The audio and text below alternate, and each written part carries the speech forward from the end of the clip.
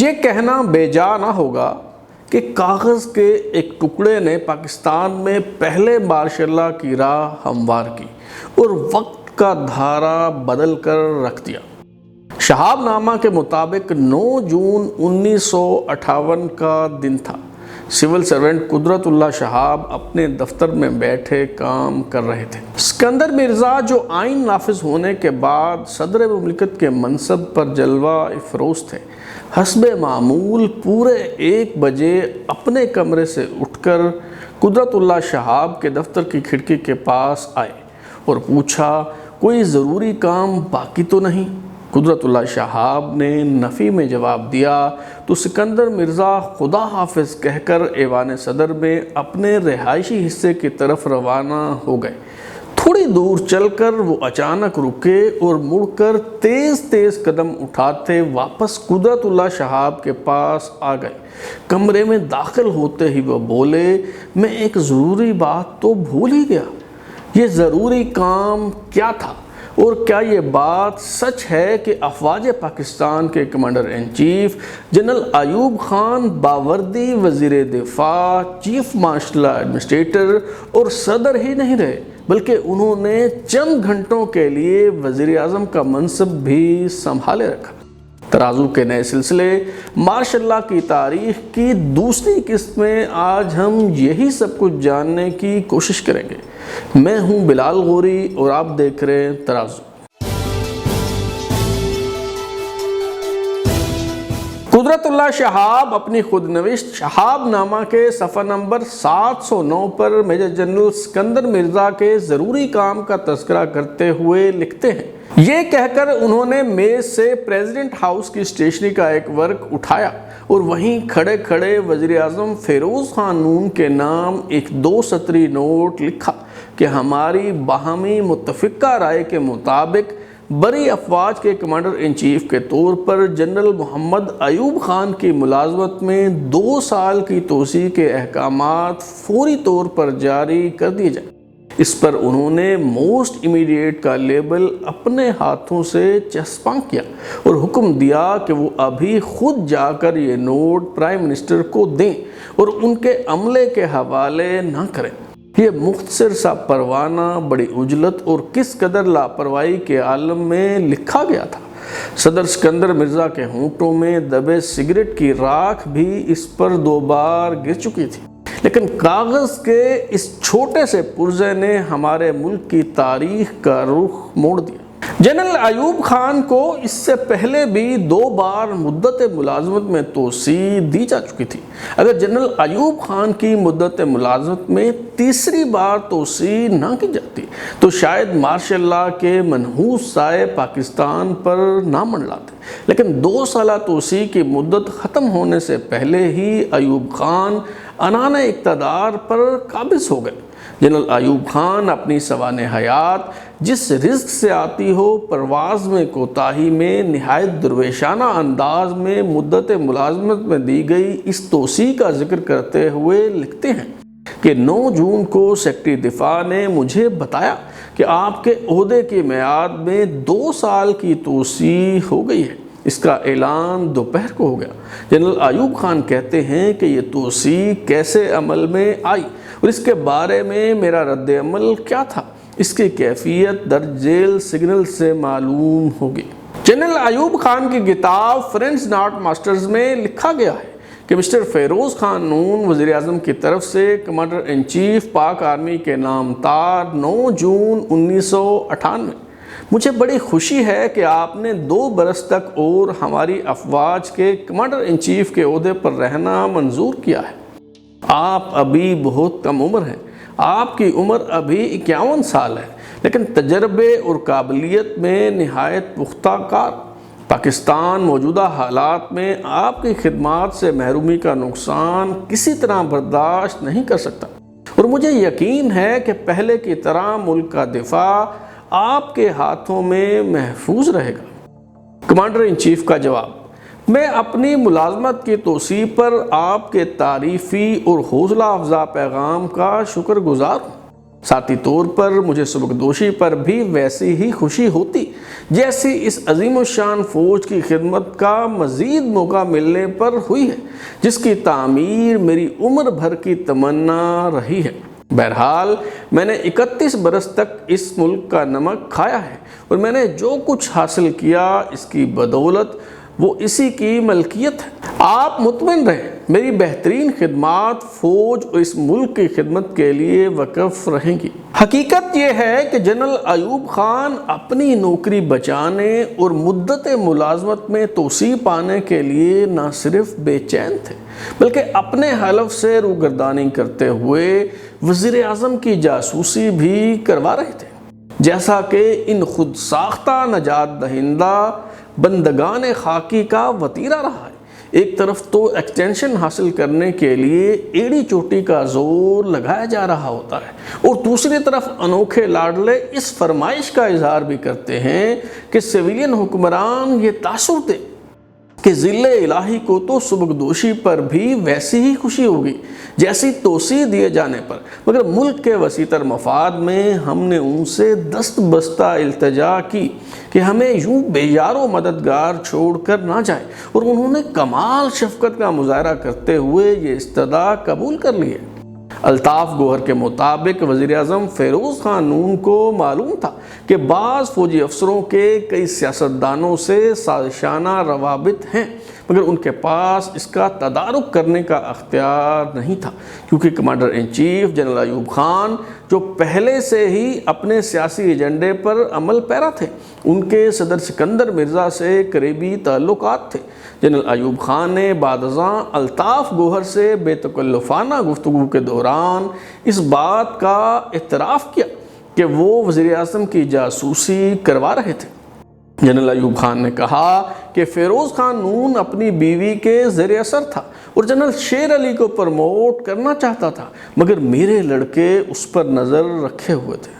General Ayub Khan, جنہوں نے چند ماہ قبل مدت ملازمت میں 2 سال توسیع دیے جانے پر شکریہ ادا کرتے ہوئے وزیر اعظم فیروز خان نون کو وفاداری کا یقین دلایا تھا اور کہا تھا کہ میں نے 31 سال تک اس ملک کا نمک کھایا ہے، انہوں نے نمک حرامی کرتے ہوئے اپنے حلف سے روگردانی کی اور سکندر مرزا سے ساز باز کر کے اقتدار پر قبضہ کر لیا۔ وزیر اعظم فیروز خان نون، جنہیں 7 اکتوبر 1958 کی شب 11 بجے صدر سکندر مرزا کے ADC کی طرف سے لائے گئے ایک خط کے ذریعے معلوم ہوا کہ ملک میں مارشل لا نافذ کیا جا چکا ہے، وزیر اعظم فیروز خان نون اپنی سوانح حیات فرام میموری میں اپنی لاچارگی و بے بسی کا اظہار کرتے ہوئے لکھتے ہیں، مجھ سے اکثر یہ سوال پوچھا گیا کہ کیا مجھے اس انقلاب کی کوئی خبر تھی؟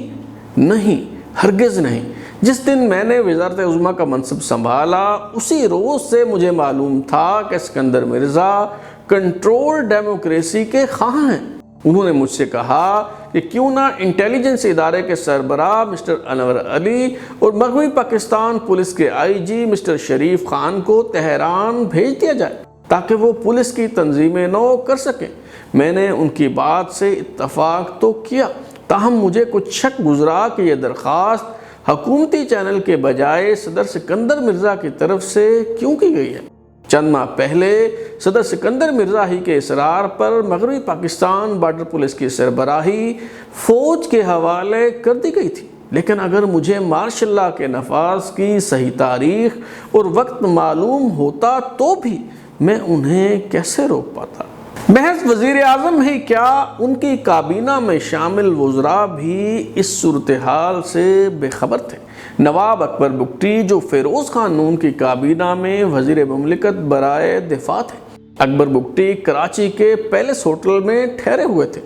7 اکتوبر 1958 کی رات تقریباً 11:30 بجے انہوں نے اپنے بہنوئی شیرباز خان مزاری کو ٹیلی فون کر کے بتایا کہ کچھ گڑبڑ ہے، ہر طرف فوجی ٹرک نظر آ رہے ہیں۔ شیرباز خان مزاری نے ہنستے ہوئے کہا، تم وزیر دفاع ہو، تمہیں یہ نہیں پتا کہ تمہارے لوگ کیا کر رہے ہیں؟ چونکہ وہ دونوں بلوچی زبان میں بات کر رہے تھے، اس لیے ٹیلی فون ٹیپ کرنے والوں نے ٹوک کر کہا، اردو بولو یا انگریزی، یہ زبان ہمیں سمجھ نہیں آتی، نواب اکبر بگٹی نے دھاڑتے ہوئے کہا، تمہیں پتہ نہیں میں وزیر دفاع ہوں؟ اس شخص نے کہا، کیا آپ کو معلوم نہیں کہ مارشل لا نافذ ہو چکا ہے؟ اور پھر لائن کٹ گئی۔ اس فوجی انقلاب میں اسکندر مرزا کی حیثیت محض ایک کٹ پتلی صدر اور مہرے کی سی تھی، جنہیں بطور سیڑھی استعمال کرنے کے بعد پھینک دیا گیا۔ مگر جنرل ایوب خان نے یہ تاثر دینے کی کوشش کی کہ جیسے وہ تو محض آداب فرزندی نبھا رہے تھے اور ان کی منشا و مرضی کے بغیر یہ بوجھ ان پر لاد دیا گیا۔ وہ اپنی خود نوشت جس رزق سے آتی ہو پرواز میں کوتاہی میں یہ اعتراف تو کرتے ہیں کہ نکارے پر چوٹ پڑ چکی تھی۔ وہ لمحہ جس کا مدت سے انتظار تھا آخر کار آن پہنچا تھا۔ اب ذمہ داری سے جی چرانا ممکن نہ رہا تھا۔ یہ 4 اکتوبر 1958 کا دن تھا، لیکن وہ نہایت بھونڈے انداز میں میٹھا میٹھا ہپ اور کڑوا کڑوا تھو کے مصداق اس کا قصوروار سکندر مرزا کو قرار دیتے ہیں۔ ایوب خان نے صدر سکندر مرزا سے پوچھا، کیا آپ نے اچھی طرح سے سوچ سمجھ لیا ہے؟ ہاں، انہوں نے کہا۔ کیا آپ کے خیال میں یہ مطلقاً ضروری ہے؟ انہوں نے مضبوط ارادے سے کہا، ہاں یہ مطلقاً ضروری ہے۔ میں نے کہا، میں آپ سے 2 باتیں تحریری صورت میں چاہتا ہوں۔ ایک تو یہ کہ آپ مارشل لا کا انتظام میرے سپرد کرتے ہیں، اور دوسرے یہ کہ آپ وزیر اعظم کو خط لکھیں کہ یہ فیصلہ آپ نے کیا ہے۔ آپ نے حکومت کو برطرف کیا ہے، آئین کو منسوخ کیا ہے، مارشل لا کا اعلان کیا ہے اور مجھے مارشل لا ایڈمنسٹریٹر مقرر کیا ہے۔ جنرل ایوب خان کے مطابق میجر جنرل سکندر مرزا نے ملک فیروز خان نون کو خط تو بغیر حیل و حجت کے لکھ دیا، مگر وہ مجھے مارشل لا کے انتظام کا تحریری اختیار دینے پر آمادہ نظر نہ آتے تھے۔ میں نے کہا، آخر آپ نے کوئی قدم اٹھا ہی لیا ہے، اور میں سمجھتا ہوں کہ درست قدم اٹھایا ہے، لیکن میں چاہتا ہوں کہ آپ کا فیصلہ تحریری صورت میں میرے پاس موجود ہو۔ وہ ٹال مٹول کرنے لگے، لیکن آخر کار انہوں نے 2-3 دن کے بعد یہ خط لکھ کر دینا منظور کر لیا۔ بہت کم لوگوں کو یہ بات معلوم ہے کہ پاکستان کے پہلے فوجی حکمران جنرل ایوب خان وزیر دفاع، فوج کے کمانڈر ان چیف اور چیف مارشل لا ایڈمنسٹریٹر ہی نہیں رہے، بلکہ چند گھنٹوں کے لیے پاکستان کے 8ویں وزیر اعظم بھی بنائے گئے۔ پاکستان گزٹ میں موجود نوٹیفیکیشن کے مطابق صدر سکندر مرزا نے 27 اکتوبر 1958 کو جنرل محمد ایوب خان کو پاکستان کا وزیر اعظم تعینات کیا، اور انہوں نے اسی دن دوپہر کو وزارت عظمیٰ کا منصب سنبھال لیا۔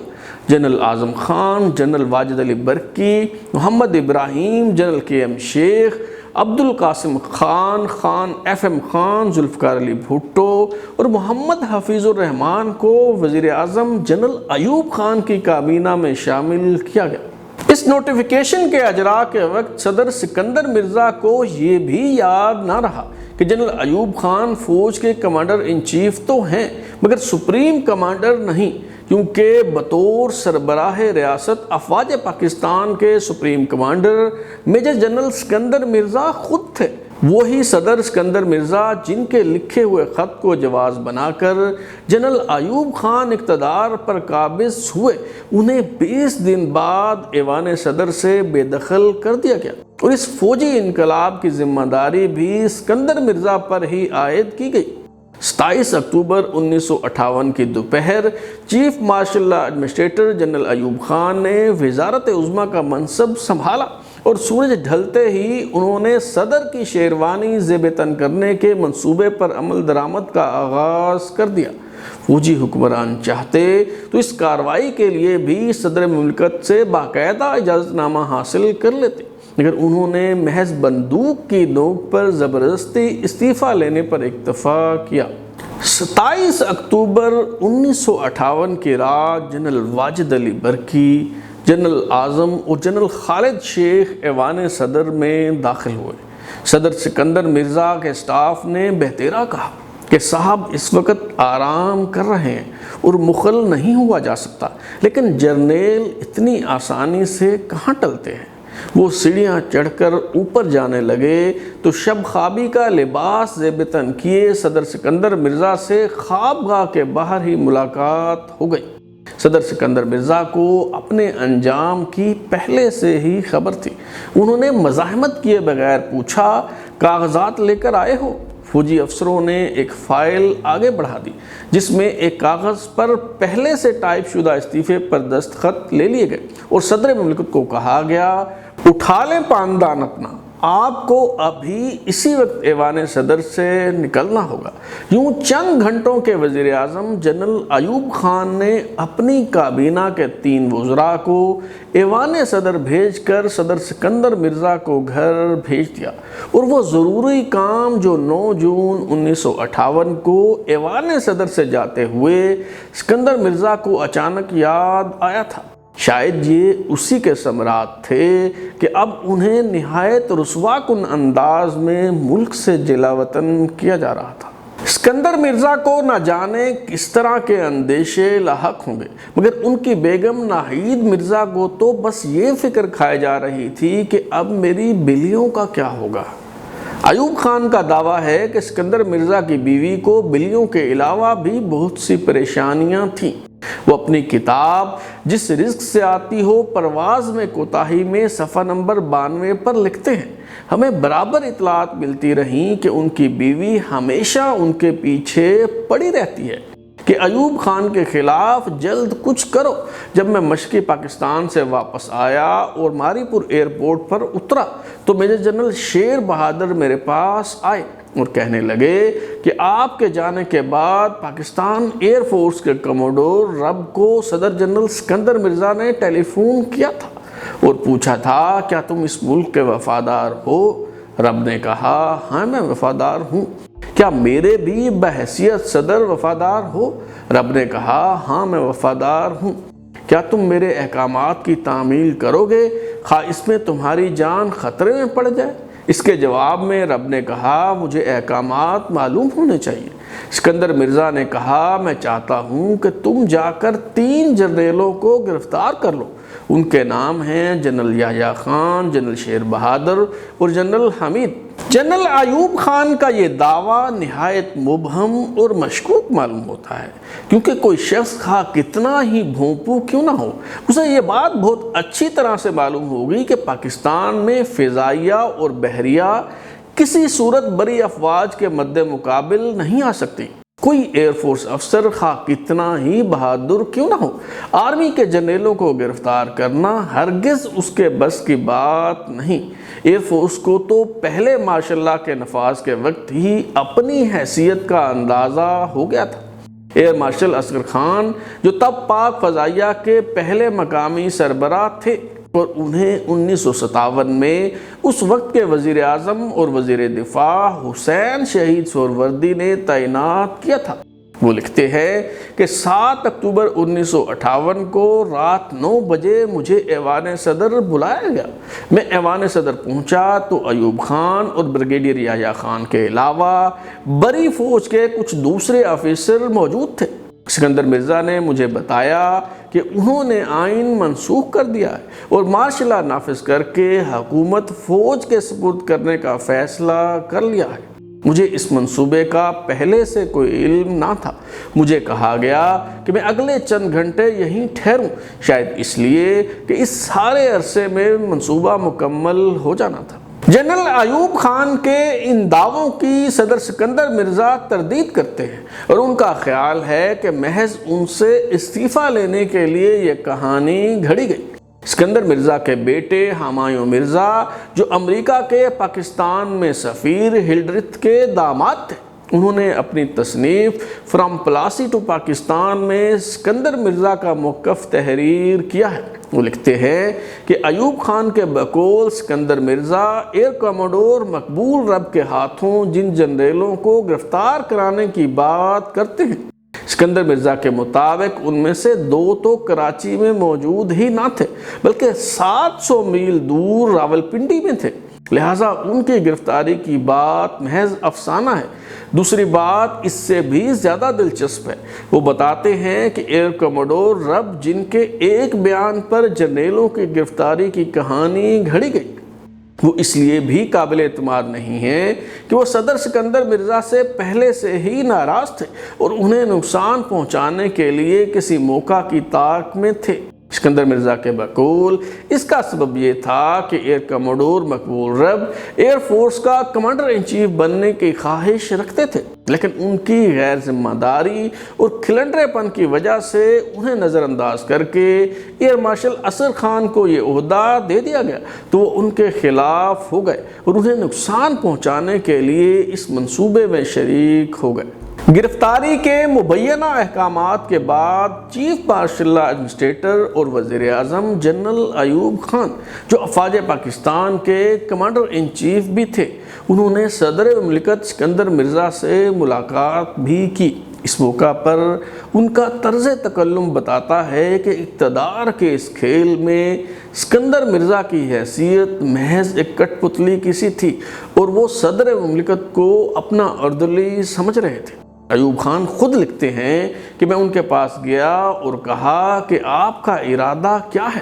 میں نے سنا ہے کہ آپ فوجی افسروں کی گرفتاری کے احکامات دیتے رہے ہیں۔